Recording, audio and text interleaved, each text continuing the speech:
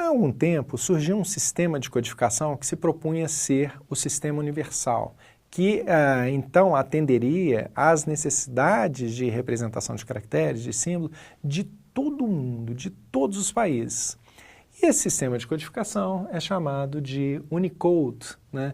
Ele não só nos permite escrever em inglês, japonês, francês, russo, português, como nos permite também representar outros símbolos que fazem parte de outras formas de comunicação. Por exemplo, eu consigo ter símbolos para representar para representar operações matemáticas.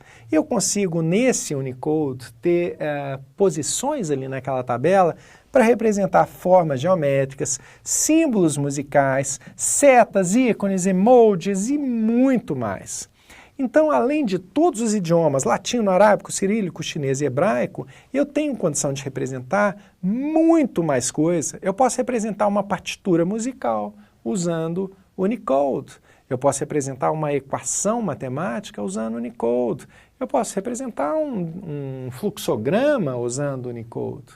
Porque cada um dos símbolos usados nessas escritas estaria previsto na tabela gigantesca do Unicode, uma tabela que tem mais de 100 mil símbolos atualmente e que tem espaço para ter muito mais símbolos. Bom, entre os projetos que estão surgindo, a gente encontra a possibilidade de ter uma escrita de coisas antigas, né? Uma escrita cuneiforme, de escrever em braille, de usar runas, de usar um idioma élfico. Você viu o Senhor dos Anéis? Então, é de lá que vem o idioma élfico, que está aqui. Inclusive o Klingon, para quem já estudou Klingon ao assistir a Jornada das Estrelas, também posso representar o idioma Klingon com Unicode. Ou seja, é uma estrutura de identificação de símbolos tão ampla que ela me permite, inclusive, ir para idiomas da fantasia, né? Eu posso, teremos em breve ainda os símbolos para representar os hieróglifos egípcios, o alfabeto babilônico e muito mais. Bom, enfim, nós temos um sistema de codificação que não está limitado àqueles 127, aqueles 128 valores da tabela ASCII, e também não está limitado às 256 posições do ISO 88591, mas que me permite não só representar tudo que existe hoje, sem confundir, sem transformar um símbolo no outro, mas também para o que vier a surgir aí mundo afora, né? Aqui você acha alguns materiais sobre Unicode, nós não vamos entrar nesse detalhe, porque basicamente a nossa ideia é só ver como representar os nossos registros, os nossos campos. Então, o Unicode, ele aparece em 3 sabores: o TF8, o TF16 e o TF32. O que quer dizer que o Unicode, na verdade, não é um sistema de codificação, mas são 3. O TF8, né? O TF vem de Unicode Transformation Format, é uma codificação a princípio de 8 bits. O TF16 e o TF32, alternativas.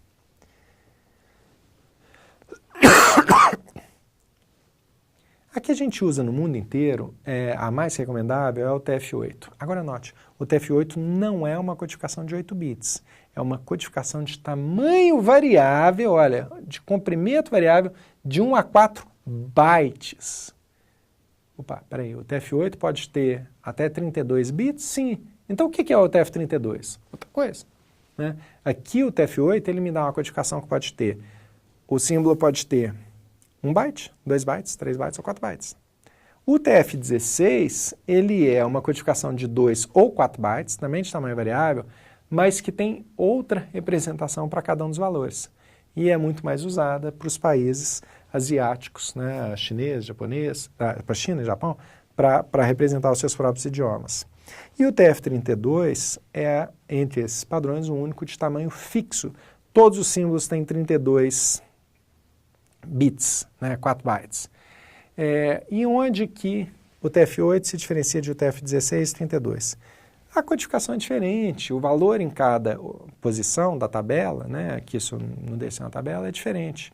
E aqui no TF8, eu vou achar os símbolos mais frequentes, que são os da tabela ASCII, com um byte só. Então aqui, ó, se eu tenho a posição de armazenar com um byte só, aqueles que usam só um byte são os dígitos e os caracteres não acentuados. Só que isso não é o que os japoneses e os chineses usam.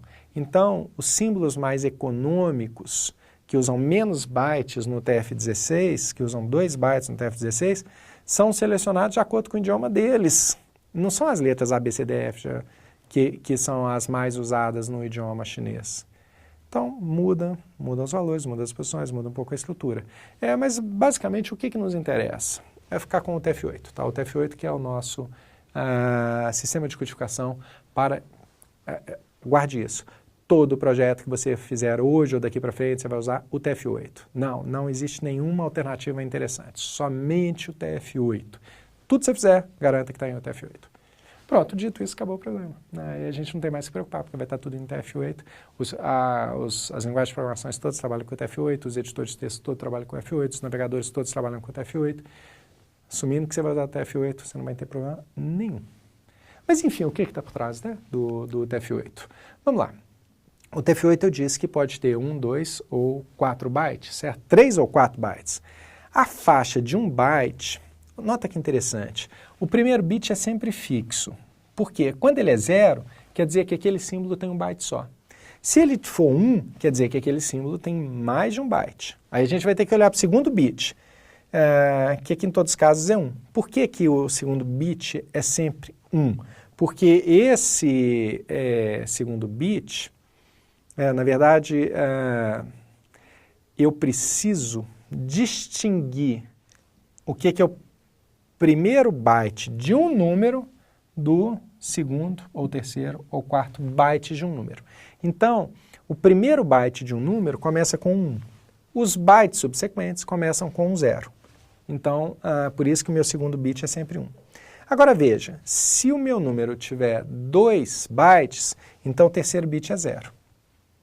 Se o meu número tiver 3 bytes, esse terceiro bit é 1 e o quarto é 0. Se o meu número tiver 4 bytes, o meu quarto bit é 1 e o quinto é 0. Por isso que eu não uso, quando eu falo de um número de 32 bits, eu não uso os 32 bits para codificação, porque alguns são bits de controle que me ajudam a saber como decodificar aquele símbolo. Muito bem, então no número de 1 byte, se eu perdi um bit nesse controle, eu só tenho 7 bits para codificação de caracteres, o que significam 128 símbolos, o que significa tabela ASCII. A tabela ASCII entra no TF8 como como símbolos de 1 byte. A partir daí é tudo 2 ou 3 ou 4 bytes, tá? A faixa de 2 bytes, ela, no fim das contas, tirando esses 5 que estão ali, ela tem 11 bits aproveitáveis para codificação, e ela é a que nós usamos, né? Ela armazena os caracteres latinos, hebraicos, gregos e outros tantos. A faixa de 3 bytes, ela é usada para os idiomas chineses, japoneses, coreanos e outros asiáticos. Opa, peraí, quer dizer que um caráter chinês usa 3 bytes? Sim. Mas aí, isso justifica por que os asiáticos preferem usar o TF16. Porque aí a maior parte dos caracteres deles vai usar 2 bytes, não 3. Ok? Então, a ideia é essa. Ou seja, para eles é melhor usar 2 bytes que 3, né? Mas para a gente escreve tão pouco em chinês, eu não lembro de ter mandado e-mail essa semana para em chinês nenhum, então 3 bytes tá bom. E 4 bytes, para aquelas maluquices que aparecem, né? O élfico, o Klingon e a música e outros símbolos que a gente usa em pouquíssima quantidade, pelo menos de forma comparada ao resto. Então, você pode ver que mesmo com o número de 4 bytes, o máximo que eu vou usar desses 4 bytes para codificação são 21 bits, mas é bit pra caramba, dá para você armazenar absolutamente tudo que passar pela sua cabeça em termos de símbolos, né? E assim a gente consegue algo que até o resto da nossa vida não vai precisar ser mais alterado. E isso é ótimo porque já enfrentamos tantos estouros de capacidade na computação. Aqui, isso não vai acontecer mais. Muito bem. Vamos ver um exemplo. Aqui eu tenho a string Conceição. Conceição, eu tenho 1, 2, 3, 4, 5, 6 e mais uma aqui no final. Posições, ou 6 símbolos que usam só 1 byte, que estão previstos na tabela ASCII, naquelas primeiras 128 posições. Então, essa string vai consumir para esses 7 caracteres 1 byte. Mas aqui eu tenho 2 caracteres acentuados, né? Então aqui eu tenho 2 caracteres de 2 bytes, que são do nosso idioma português. O C cedilha é representado com C3A7 e o A contil também pelo C3A3. Ou seja, a minha string de 9 caracteres, no fim das contas, consome 11 bytes.